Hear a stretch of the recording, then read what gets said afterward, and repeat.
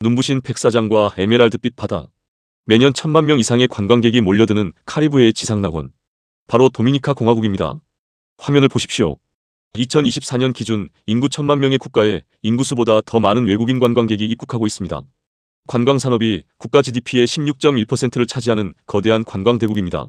1인당 GDP는 1만 달러를 가뿐히 넘겼고 1인당 구매력평가 기준으로는 2만 달러를 돌파했습니다. 중남미 국가 중에서도 독보적인 경제 성장률을 기록하며 승승장구하는 것처럼 보입니다.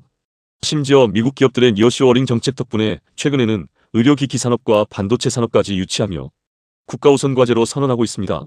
겉으로 보기에는 평범하고 전도유망한 개발도상국입니다. 하지만 과연 그럴까요? 이 아름다운 관광대국의 화려한 조명 뒤에는 인류의 가장 추악하고 기괴한 욕망이 숨쉬고 있습니다. 도미니카 공화국은 세계 10대 성관광 국가이자 서방 세계 최대의 매춘 국가입니다. 태국과 브라질에 이어 세계 3대 매춘 국가로 항상 이름이 오르내립니다.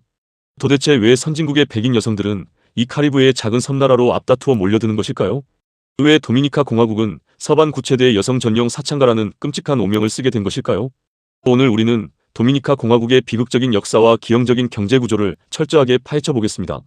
화면에 제시된 공항 입국자 통계 자료를 보십시오. 비행기에서 내리는 관광객들의 국적을 유심히 살펴보아야 합니다. 2025년 기준 1위는 미국, 2위는 캐나다입니다. 이 두 국가가 전체 입국자의 무려 64%를 차지합니다. 그 뒤를 이어 아르헨티나, 영국, 스페인, 프랑스, 독일, 이탈리아 등 서구권 선진국들이 줄을 잇습니다. 그런데 통계를 보면 매우 기이한 현상이 발견됩니다. 콜롬비아, 베네수엘라, 하이티 같은 주변의 절대빈곤 국가 사람들도 끊임없이 이곳으로 입국하고 있습니다. 그 이유는 너무나도 단순하고 잔혹합니다. 서구권 선진국 사람들은 성을 구매하기 위해 입국하고 주변 빈곤국 사람들은 성을 판매하기 위해 도미니카 공화국으로 몰려들기 때문입니다. 심지어 2024년에는 중국인 여성들까지 성매매를 하다 적발될 정도였습니다. 미국의 저명한 인류학자 스티븐 그레고리는 자신의 저서에서 이곳을 서반구 최대의 성관광 목적지라고 명명했습니다. 실제로 인구 1,000만 명 중 직접적으로 성매매 산업에 종사하는 여성의 수만 무려 6만 명에서 10만 명에 달합니다. 하지만 이것은 그저 빙산의 일각에 불과합니다. 도미니카 공화국의 진정한 비극은 남성성 매매 종사자들, 이른바 쌍키판키의 존재에서 시작됩니다. 현지 투어 가이드들은 여성 관광객들이 도착하면 세상에서 가장 큰 여성 전용 사창가에 오신 것을 환영한다고 대놓고 말합니다. 이 쌍키판키들은 단순히 밤거리에 서서 몸을 파는 일반적인 매춘부가 아닙니다. 눈부신 햇살이 내리쬐는 해변의 바텐더, 다이빙 강사, 투어 가이드 등으로 완벽하게 위장하여 서구권 여성들에게 접근합니다. 이들은 벌어들이는 정식 수입에 비해 터무니없이 비싼 명품 옷과 신발로 온몸을 치장하고 있습니다. 모두 백인 여성들에게 뜯어낸 돈으로 마련한 사치품들입니다. 이들의 목적은 단 하나입니다. 바로 교묘하게 설계된 로맨스 스캠입니다. 이들은 돈을 받고 육체적 관계를 맺는 것을 넘어 철저하게 가짜 연애를 연기하며 피해자의 영혼과 지갑을 동시에 착취합니다. 달콤한 거짓말로 여성의 진심을 얻어낸 뒤 병든 어머니의 수술비나 선진국으로의 이민 비용을 핑계로 막대한 현금을 끊임없이 뜯어냅니다. 운이 좋으면 결혼에 꼴이나여 선진국 국적을 얻고 나이든 여성이 사망하면 막대한 유산까지 독차지하려는 무서운 계산이 깔려 있습니다. 도대체 왜 이런 기형적인 로맨스 사기가 거대한 국가적인 산업으로 정착했을까요? 왜냐하면 여기에는 선진국 여성들의 위선과 끔찍한 식민주의적 판타지가 따리를 틀고 자리 잡고 있기 때문입니다. 자국에서는 나이가 많거나 외모가 부족하여 철저하게 소외당하던 백인 여성들은 도미니카 공화국에서 단돈 몇 푼으로 권력자이자 구원자 행세를 합니다. 이들은 흑인 청년과의 육체적 관계를 단순한 성매매로 절대 인정하지 않습니다. 영국의 사회학자 제클린 산체스 테일러가 발표한 240명의 방문객을 대상으로 한 충격적인 연구 결과를 보십시오. 쌍키판키와 관계를 맺는 여성 관광객의 60% 이상이 자신들의 행위를 성매매로 인정하지 않았습니다. 그들은 가난하고 불쌍한 흑인 청년을 돕는 순수한 로맨스라고 굳게 착각하며 비틀린 정신적 위안을 얻고 있었습니다.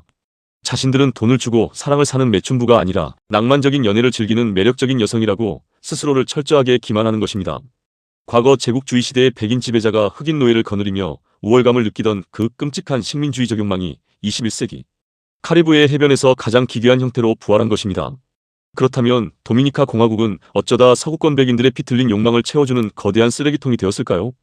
해답을 찾기 위해 우리는 500년 전의 참혹한 과거로 시계를 되돌려야 합니다. 1492년 12월 5일 크리스토퍼 콜럼버스가 히스파니올라 섬에 상륙했습니다. 4년 뒤 그의 동생 바르톨로메오 콜럼버스는 아메리카 대륙 최초의 식민 도시인 산토도밍고를 건설했습니다. 피로 얼룩진 비극의 서막이었습니다. 스페인 정복자들은 이 섬의 원주민이었던 타이노족을 무참히 학살하고 가혹한 노예로 전락시켰습니다.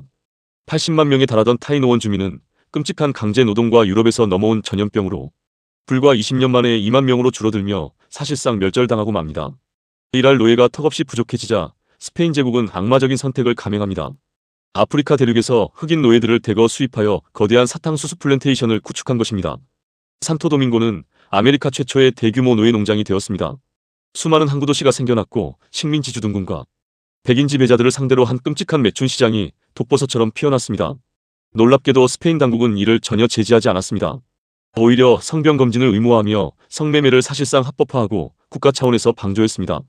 백인 지배자는 최상 위계층에 군림했고 백인과 원주민의 혼혈인 메스티소, 백인과 흑인의 혼혈인 물라토, 그리고 순수 흑인으로 이어지는 철저하고 억압적인 인종 위계 질서가 뿌리를 내렸습니다. 이 끔찍한 지배의 역사 속에서 유색인종 여성에 대한 성착취는 백인 지배층의 당연한 권리로 고착화되었습니다. 백인 남성과 유색인종 여성의 매춘 거래뿐만 아니라 메스티소와 흑인, 심지어 유색인종 여성이 매수자가 되는 복잡한 형태의 성착취가 이때부터 독버섯처럼 퍼져나갔습니다. 현재 도미니카 공화국 인구의 70% 이상이 복잡한 혼혈인 이유가 바로 이 200년이 넘는 참혹한 식민 지배의 슬픈 유산입니다. 시간이 흘러 18세기 섬의 서쪽 지역을 프랑스가 점령하며 오늘날의 아이티가 되었습니다. 막대한 부를 창출하던 프랑스령 아이티와 달리 도미니카 공화국 지역은 스페인의 철저한 무관심과 방치 속에서 근근히 명맥만 유지했습니다. 스페인은 남미 대륙에서 금과 은을 약탈하는 데 집중하느라 이 작은 섬을 철저히 버려두었습니다. 그러던 1791년 세기 역사를 뒤흔든 거대한 사건이 발생합니다. 프랑스령 서부에서 폭압에 견디다 못한 아이티 혁명이 폭발한 것입니다. 무장한 흑인 노예들이 백인 지배자들을 잔혹하게 처형하고 몰아내어 아메리카 대륙 최초의 흑인 공화국을 건국했습니다. 문제는 여기서부터 시작됩니다. 1821년 도미니카 공화국은 마침내 스페인으로부터 독립을 선언했지만 자유의 기쁨은 찰나에 불과했습니다. 불과 1년 뒤인 1822년 아이티의 대통령 장피에르 보예가 강력한 군대를 이끌고 섬 전체를 무력으로 점령해버린 것입니다. 무려 22년 동안 도미니카 공화국은 아이티의 가혹하고 폭압적인 지배를 받아야만 했습니다. 아메리카 대륙 최초의 흑인 정부이자 철저한 흑인 우월주의를 내세운 아이티 군대는 과거의 복수를 하듯 눈에 보이는 백인과 백인 혼혈들의 재산을 무자비하게 몰수하고 탄압했습니다. 이 시기의 뼈아픈 경험은 도미니카 공화국 사람들의 가슴속에 아이티인들에 대한 깊은 증오와 혐오를 영원히 각인시켰습니다. 1844년 마침내 피해 투쟁 끝에 아이티를 몰아내고 도미니카 공화국은 완전한 독립을 쟁취합니다. 그들은 세계를 향해 선언했습니다. 우리는 부두교를 믿는 미개한 아프리카계 흑인인 너희 아이티와는 근본부터 다르다. 우리는 자랑스러운 스페인계 가톨릭 국가다. 자신들의 피 속에 아프리카 흑인의 피가 진하게 섞여 있음에도 불구하고 도미니카 공화국 사람들은 스스로를 백인 사회에 동화시키고자 하는 강박적인 자기 부정에 빠지게 됩니다. 국력이 완전히 역전되어 아이티가 사실상 국가의 기능을 상실한 최빈국으로 추락한 지금도 도미니카 공화국 사람들은 아이티인들을 벌레처럼 하대하고 멸시합니다.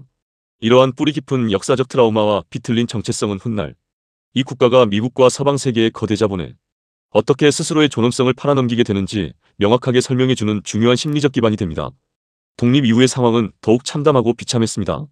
도미니카 공화국은 끝없는 내부의 권력 투쟁과 처참한 혼란에 빠졌습니다. 1930년까지 무려 50번이나 대통령이 교체되었고 군사 쿠데타는 30번이나 일어났습니다. 사회가 극도로 혼란했으니 경제가 발전할 틈조차 없었습니다. 국경을 맞댄 아이티의 재침공 위협에 매일같이 시달리고 막대한 외채에 허덕이던 도미니카 공화국의 정치인들은 상상을 초월하는 극단적인 선택을 합니다. 다름 아닌 미국의 자국을 통째로 합병시켜달라고 비굴하게 애원한 것입니다. 실제로 무려 5번이나 대통령직을 차지했던 독재자 부에나벤투라 바에스는 1850년부터 끊임없이 미국 정부에 자국을 편입시켜 달라고 매달렸습니다. 심지어 1868년에는 당시 미국 대통령 율리시스 그랜트까지 이를 매우 긍정적으로 검토하여 의회에 합병안을 상정하기까지 했습니다. 하지만 당시 미국 내부에 팽배했던 극심한 백인 우월주의자들의 거센 반대로 결국 무산되고 맙니다. 유색인종 국가를 미국의 주로 받아들일 수 없다는 오만함 때문이었습니다. 스스로 국가의 주권을 포기하려 했던 이 처절하고 부끄러운 굴욕의 역사는 도미니카 공화국이 미국이라는 거대한 제국에 얼마나 철저하고 완벽하게 종속되어 있었는지를 적나라하게 증명합니다. 농업 외에는 돈을 벌 수 있는 산업이 전무했고 매춘 산업만이 유일한 현금 창출구였던 비참한 상황 속에서 그들은 미국의 달러에 철저하게 길들여졌습니다. 결국 1916년 미국은 막대한 채무회수와 영내 정치 안정을 핑계로 군대를 파병하여 도미니카 공화국을 무력으로 완전히 점령해버립니다. 하지만 정치 안정은 껍데기일 뿐 미국의 진짜 목적은 따로 있었습니다. 제1차 세계대전을 앞두고 카리브해의 핵심 해상 통제권을 완벽하게 장악하여 적국인 독일 제국의 진출을 원천 봉쇄하는 것이었습니다. 당시 독일은 IT에 막대한 자본을 투자하며 아메리카 대륙 진출의 전초기지로 삼으려 했고 미국은 이를 사전에 짓밟아버린 것입니다. 수년간의 무단 통치 끝에 미국은 철수하면서 카리브해 지역을 영구적으로 통제하기 위해 자신들의 이익을 충실하게 대변할 사냥개를 심어놓고 떠납니다. 그가 바로 미군 정식이 미해병대에서 철저하게 훈련받은 도미니카 국군 총사령관 라파엘 트루이오입니다. 1930년 쿠데타로 권력을 장악한 독재자 트루이오는 무려 31년간 피비린내 나는 철권 통치를 휘두르며 도미니카 공화국을 자신의 거대한 사유재산으로 만들어버렸습니다. 트루이오는 겉으로는 엄격한 성도덕을 강조하며 매춘을 강력하게 비판했습니다. 성병 전파의 온상이라며 도덕적 타락을 단죄하는 척했습니다. 그러나 뒤로는 건강검진과 보건증 발급이라는 명목으로 성매매 산업을 국가 통제하에 두고 철저하게 합법화했습니다. 그의 아들과 동생 등 일가 친척들이 국가의 주요 매춘업소와 최고급 카바레를 사실상 소유하고 독점하며 상상을 초월하는 막대한 부를 축적했습니다. 여기서 우리는 끔찍한 역사의 잔인한 아이러니를 목격하게 됩니다. 1938년 프랑스에서 열린 에비앙 회의의 기록 문서를 보십시오. 나치의 가혹한 핍박을 피해 죽음의 공포에서 탈출하려는 유대인 난민들을 어느 국가가 수용할 것인지 논의하는 긴박한 국제회의였습니다. 미국을 비롯한 전 세계 모든 국가가 눈치를 보며 유대인 수용을 매몰차게 거부할 때 유일하게 10만 명의 난민을 받겠다고 과감하게 손을 든 국가가 바로 트루이오의 도미니카 공화국이었습니다. 이것은 결코 핍박받는 생명을 구하려는 인도주의적인 결단이 아니었습니다. 불과 1년 전 국경지대에서 무고한 IT인 수만 명을 잔혹하게 대량 학살했던 만행을 덮고 쏟아지는 국제사회의 거센 비난을 무마하며 미국의 환심을 사기 위한 철저하고 교활한 정치적 계산이었습니다. 또한 스스로를 백인이라 착각하던 트루이오가 국가의 전체 인구 구성을 강제로 백인화하겠다는 기괴한 인종개조 프로젝트의 핵심 일환이었습니다. 백인의 피를 수혈하여 국가의 인종 수준을 높이겠다는 역겨운 발상이었습니다. 1940년 유럽에서 도망쳐온 유대인 난민들은 도미니카 공화국 북부의 해안 도시 소수아 지역에 정착하게 됩니다. 이들은 아무것도 없던 황량한 허허벌판에 병원과 도로, 상하수도 시설을 건설하며 거대한 도시 인프라를 훌륭하게 구축했습니다. 그러나 제2차 세계대전이 끝나고 트루이오의 지옥 같은 독재마저 막을 내리자 유대인들은 더 큰 기회를 찾아 미국으로 미련 없이 떠나버립니다. 그리고 그들이 땀 흘려 지어놓은 훌륭한 인프라는 훗날 서구권 관광객들을 맞이하는 거대한 매춘단지의 핵심 기반 시설로 전락해버리고 맙니다. 살기 위해 도망친 난민들의 터전이 쾌락을 위해 찾아온 백인들의 거대한 사창가로 변해버린 씁쓸하고 기구한 역사의 장난이 아닐 수 없습니다. 트루이오의 끔찍한 철권 통치가 끝난 후 1966년 미국의 전폭적인 후원을 등에 업고 호아킨 발라게르 대통령이 집권합니다. 빈 껍데기만 남은 국가 경제를 살리기 위해 발라게르 정권은 관광산업을 국가 제1의 핵심 전략 사업으로 밀어붙입니다. 그러나 찢어지게 가난한 개발도상국의 눈높은 미국과 유럽 시민들을 만족시킬 고급 호텔과 프로그램을 만들 자체 자본과 능력은 턱없이 부족했습니다. 또다시 막대한 빚을 져서 실패하면 국가가 완전히 절단날 위기였습니다. 결국 발라게르 정권은 미국 자본을 끌어들이기 위해 소득세, 관세, 부가세 등 기업 경영에 필요한 사실상 모든 세금을 전면 면제해주는 파격적이고 굴욕적인 특혜를 제공했습니다. 결과는 뻔했습니다. 미국과 유럽의 거대 자본, 특히 과거 소수아에 정착했던 유대인 난민의 끈끈한 연주를 타고 거대한 유대계 자본이 쓰나미처럼 밀려왔습니다. 카리브해의 아름다운 해안가마다 초호화 리조트들이 우후죽순 들어섰습니다. 하지만 이것은 도미니카 공화국 민중들에게는 돌이킬 수 없는 거대한 재앙의 시작이었습니다. 외국 자본은 올인클루시브 리조트라는 악랄하고 교묘한 관광 시스템을 전면적으로 도입했습니다. 항공권, 최고급 숙박, 삼시세끼의 뷔페 식사, 무제한 주류, 오락 프로그램까지 관광에 필요한 모든 비용을 미국이나 유럽의 본사에서 미리 한 번에 묶어서 결제하고 판매하는 방식이었습니다. 휴양을 온 관광객들은 치안이 불안하고 지저분한 리조트 밖으로 단 한 발짝도 나갈 필요가 없었습니다. 막대한 관광 수입은 전부 현지의 경제를 거치지 않고 외국 거대 자본의 본사 주머니로 직행했습니다. 철저하게 고립된 현지인들에게 떨어지는 돈이라고는 리조트 청소부나 식당 웨이터로 저임금에 시달리며 받는 생계조차 불가능한 쥐꼬리만한 월급이 전부였습니다.